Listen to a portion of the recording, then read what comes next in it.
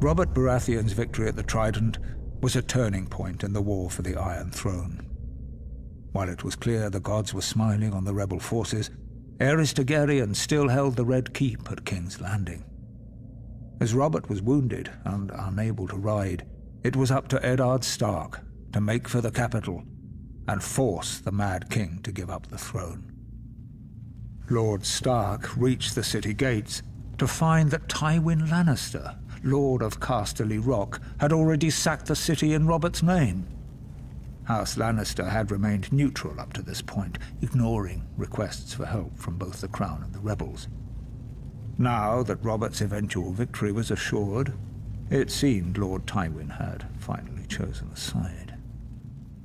Lord Eddard was horrified by what he saw when he entered the city. Homes looted and burned, women raped, scores of innocent citizens killed. Disgusted, he led his force up Visenya's hill to the Red Keep. Upon entering the throne room, he found King Aerys lying in a pool of blood, dead by the hand of his own sworn King's Guard, Jaime Lannister, who sat brazenly upon the throne.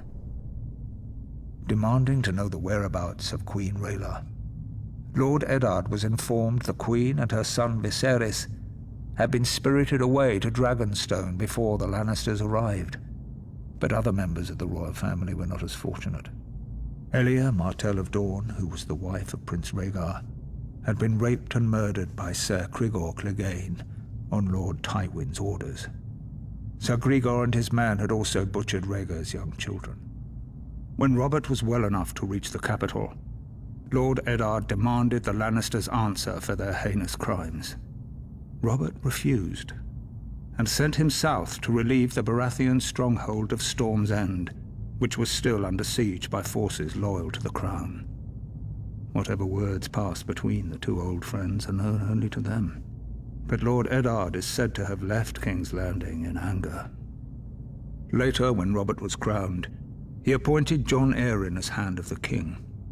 Lord Arryn's first order of business was to broker a truce with the Martells of Dorne, who were outraged by the brutal murder of Princess Elia and her children. Following the death of Lyanna Stark, who had been betrothed to Robert, Houses Baratheon and Lannister were joined in marriage when the new king took Tywin Lannister's eldest daughter Cersei as his queen. As for Eddard Stark, he returned to his stronghold of Winterfell, forever haunted by his sister's death and the shameful way that Robert had secured his throne.